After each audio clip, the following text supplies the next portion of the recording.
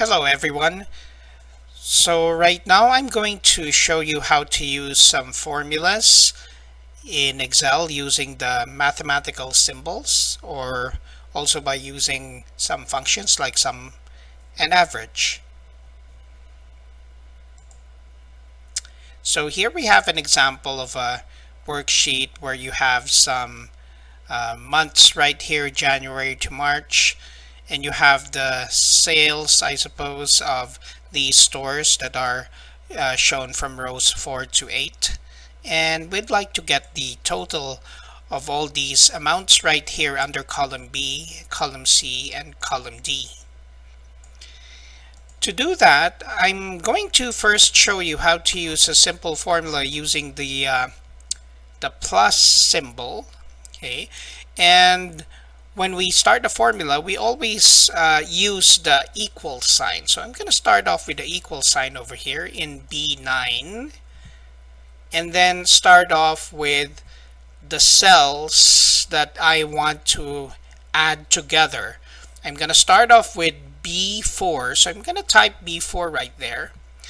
And notice that when I type B4, that the cell B4 is highlighted with a color, blue in this case. And now I want to type in another cell, which is B5. And then I'm just going to continue on, B6, because I want to add all these cells together, B7. And I think there's another one that's not being shown, but I want to add that other cell, which is B8 there. Okay, so I'm adding B4, B5, B6, B7, and B8.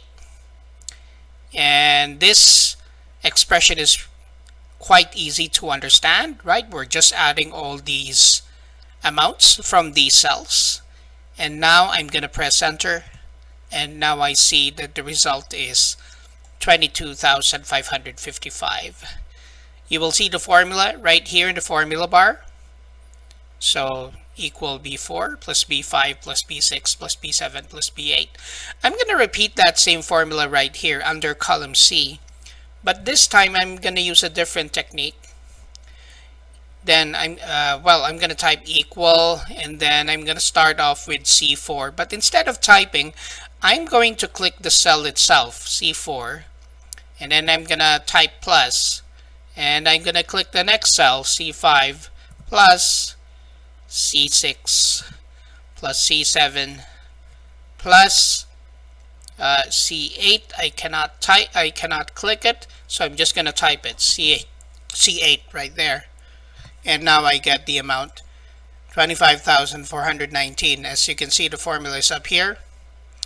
C4 plus C5 plus C6 plus C7 plus C8. And I can repeat that here. Equal, I'm just going to type everything, D4 plus D5 plus D6 plus D7 plus D8. There you go. And I get 24,026. Okay, so that's using a simple math expression, and I was using the plus symbol for this one. But there's another type of function that you can use here instead of using the plus symbol. There's a disadvantage to this, especially if you have so many stores to sum up, and so what happens is this expression here becomes so long as well, right? So that's why we have another function that we can use to sum up the numbers right here, and that is the sum function.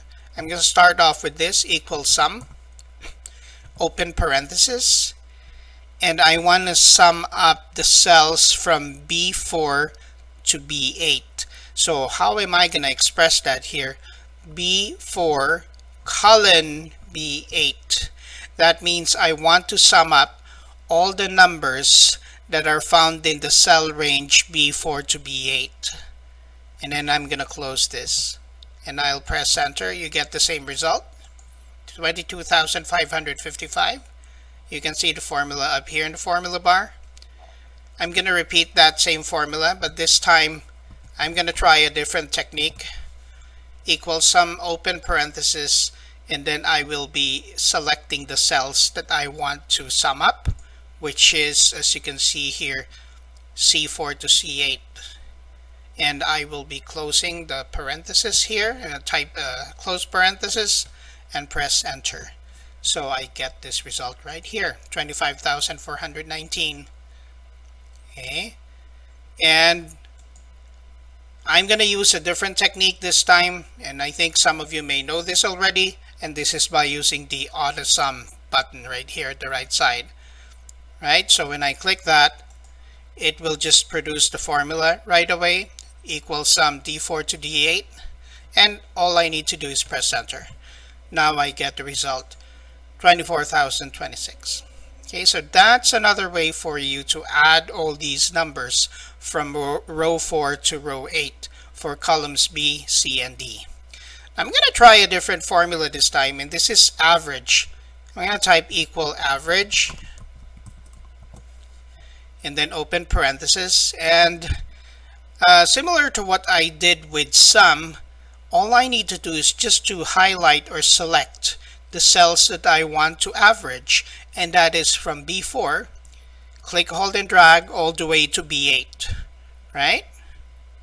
So I'm not going to include the total right here, it's only up to B8, and then release, and then press enter. Then I get the average, and the average is 4,511. Take a look at the formula up here. It says equal average B4 to B8, and that's only from B4 all the way to B8 right here. Okay, so it doesn't include the total right there. I'm going to type the same formula again, equal average. Okay, I'm going to use that same technique. Click and drag from C4 to C8, and then press enter. I don't need to type the close parenthesis. There it is, 5,083. And you know, I can just copy this formula over to the right side here by clicking this cell and by dragging this little handle here in the corner and drag it to the right. And now I was able to copy this formula over here, and this should be this formula should be showing us the correct answer, which is 4,805.20. So we find here the formula is in the formula bar, equal average D4 to D8, right? And that is getting the average of the numbers from D4 to D8 right here, and that formula is correct. Okay, now let's try subtraction. So I'm going to go to this next worksheet here, sheet number 2, and now we have a different problem. So we have the income and the expenses for these 3 branches here, or 3 stores perhaps. So we have the income amounts here, the expenses here, and we want to get the net income. The net income is the difference between your income and expenses. So you want to subtract the expenses from the income to get the net income. So I'm going to type here a formula, quite simple, equal the income, which is B4, minus the expenses for branch 1, which is C4, and that's it. I'll press enter and I get the result. That is 21,472. Okay, that's the difference between the two numbers right here. And I'm going to just try and repeat that same formula, but this time on row 5, equal B5 minus C5, press enter, and this is the amount I get. Now in the same way, I've done earlier with the other worksheet, I can just extend this formula here using the handle here, okay, the autofill handle, and I can drag that over to the next cell in order to copy that formula from D5 to D6. So take a look at the formula here. Look at the formula bar. It says B6 minus C6, and that is B6 here minus C6, and that is correct. Okay, you can see here you get a negative number because this is a bigger number than 11,523 here. Okay, so you get a negative, so you're not earning. Okay, so that is our subtraction problem. Now let's take a look at the third worksheet, and this time we're going to talk about multiplication. And you want to get the cost for buying 5 pieces or 5 printers, and each printer is $78.50. So how do we get the cost right here, or how much we need to pay for 5 printers? That is this much. Okay, the price is this much. And that's also true for the other types of equipment here: scanner, mouse, and keyboard. So how do we get the cost here? We need to multiply this price with the quantity. Okay, so how do we do that? Equal the price, which is B4, times, I'm going to use asterisk symbol, times the quantity, which is C4. I'll press enter, and there it is. It's $392.50. I'm just going to repeat it here in D5, equal B5, the scanner is $54.25, times C5, which is the number of scanners I want to buy, let's say. And how much is that? That's $217. Okay, so I don't need to repeat that. I will now just copy this formula over to the other cells here. I'll use the autofill handle. There you go. Okay, so you have your results here, and we were able to solve this problem by using multiplication, by using the asterisk symbol here that we see in the formula bar. Okay, and we have our last problem here in sheet number 4.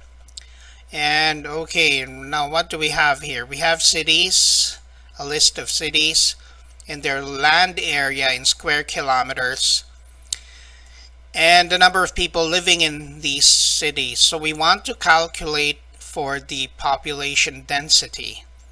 In order to calculate for the population density, we'll have to divide the population with the number of square kilometers right here, the land area. So it's a division.